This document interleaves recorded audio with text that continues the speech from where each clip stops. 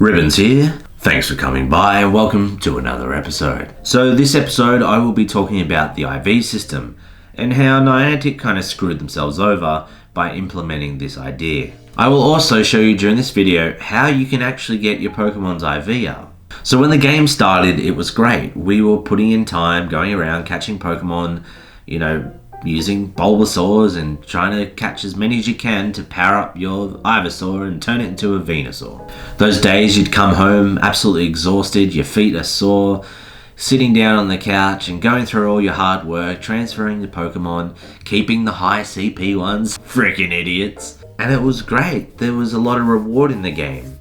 We thought that the effort we were putting in was actually getting us somewhere, when turns out we weren't getting anywhere. And then we found out that there was an IV system. The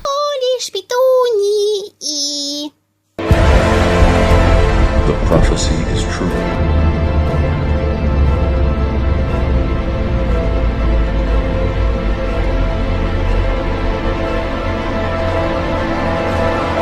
I don't even want to know how many 100 IV Pokemon that I've deleted. So, I believe that there were three types of players at the start of the game. So type 1 were the people who were putting all their dust and candy into one Pokemon, thinking they were the absolute bee's knees. My Dodrio is the greatest Pokemon I have. It's 1000 CP. I called him Little Pecker. Then you had type 2, the ones that were using the calculators. Well, Billy, turns out I did an IV check on your Little Pecker. And turns out he actually is a little pecker. He's 20 IV. What's IV? Well, Billy, IV is based on a random number generator. What's a number generator? Well, it's a bunch of stats that are hidden in your Pokemon's background that actually determine the true potential of your Pokemon. Does that mean I've wasted all my time? Quite frankly, Billy, yes. Then you had type 3. These were the ones that were just playing to get their Pokédex. They were generally playing because they were bandwagoners who didn't know what they were doing. They were just a sheep and they had to follow the flock. Oh yeah, I caught this this Pikachu. Yeah, he's cool. Although a lot of them did come back to the game to catch the new Pokemon, to do some of the events. They were coming back hoping that there was a system put in place where they could do 1v1 battles, they could do trading, they could do all these amazing things that the trailer promised. Look, I understand why Niantic did the IV system. They were trying to improve the longevity of the game. I think the idea behind it was that people are always going to try and get that 100 IV. It's almost like a gambler trying to get that big win. Alright kids, don't worry, Dad's going to get the house back. Dad's going to get the house back, kids. We're going to Disneyland. Like, what are the actual chances of catching 100 IV Pokemon without maps, let alone catching 100 and how many Pokemon there are now? This is why I'm implementing an idea to actually bring back that personal connection that we had with our Pokemon at the start of the game. Knowing that the time and effort and resources we put into one Pokemon can actually get them to their full potential. You might have seen at the start of the last video that little intro. You would have noticed the stones. Now these stones can be used to actually do a few things.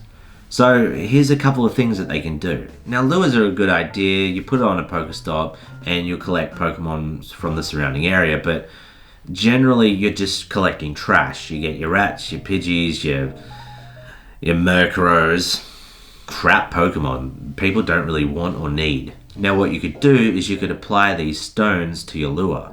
So for this example, you could apply a Fire Stone and Electric Stone, and you'll actually attract more of those types to the lures.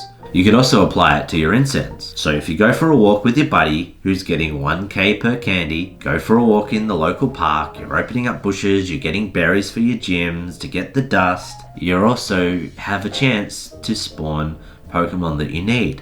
So if you throw on a Dragon and a Dark Stone, I'm not saying that it's going to definitely spawn these Pokemon, but it'll just increase your chances.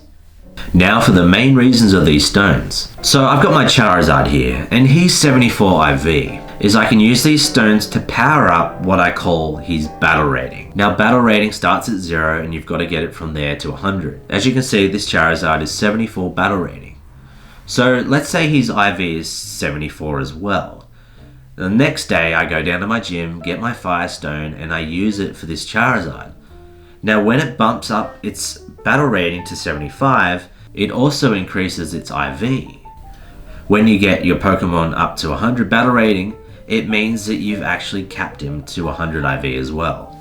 So when you finally get your Pokemon's battle rating to 100, it will unlock a new dex, a Battle Dex. Now the Battle Dex is important because it unleashes 1v1 and it also unleashes trading. This system also makes every Pokemon relevant. You could actually fight with Pokemon that you like now, because in my 1v1 system, all the Pokemon are balanced and any Pokemon could beat any other one depending on the type and their spell set. And this is why those TMs are going to come in handy as well. This gets people back involved into focusing on one Pokemon now. When you go out for a walk, you're actually excited again. Oh, there's a Vulpix, I need that for my Ninetales. I need to do more raids to get the right spell set for my Ninetales. So how do you acquire these stones?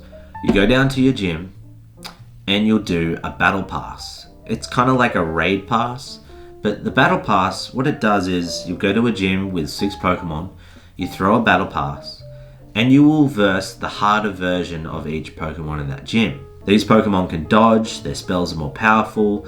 You actually have to put a little bit of time into working out what Pokemon you're going to use to beat them. It's a little bit of a challenge. I mean, it's a lot better than what's happening now.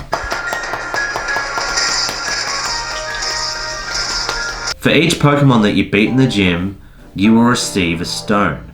So let's say if you beat Venusaur, you'll receive a Poison and a Grass Stone. Charizard, you'll receive a Flying and a Fire Stone. And a Chansey, you'll receive a Normal Stone, etc, etc. So you can get up to 18 stones a day. But if you're using your free Battle Pass, the most you can get out of one gym would be 12. And that's depending if the gym had multi-types. You'll also receive Golden Raspberries, XP, and Dust. Also, to encourage people to put in different types of Pokemon so people can get their stones easier, you will get a type bonus for putting in something different. I'm thinking 1,000 Dust for doing this. My precious. Clear it. But if someone puts in a same type, it's like Super fat hobbit. It runs it. I just spat. People are more likely going to actually think about what Pokemon they're putting in their gyms. You will also receive a buff, a battle buff. What this will do, it will increase your stats for your Pokemon, so you can actually do raids with less people. This will be great for rural areas and for low populated areas. If you don't get your 12 and you're trying to get your 18, you pay another 50 gold for the battle pass, but knowing that you're getting XP, Dust, Golden Raz, and that battle buff, it's definitely worth it. Let's say you and 2 of your friends get together, do some battle passes, get the buff, and you could actually do some Tyranitar raids together with 3 people. Or you could do the legendary raids with less people as well. So in the next episode, I'm going to be addressing leveling and the XP scaling. Because there's a big problem there that could be easily fixed.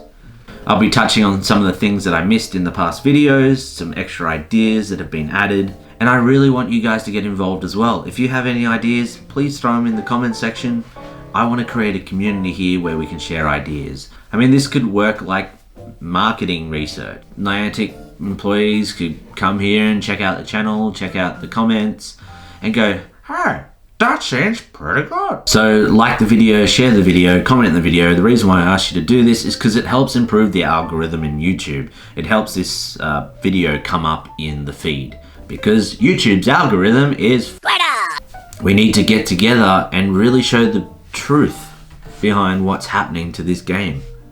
Because to be honest, Niantic is still up on that high horse, and I think it's time for them to get down.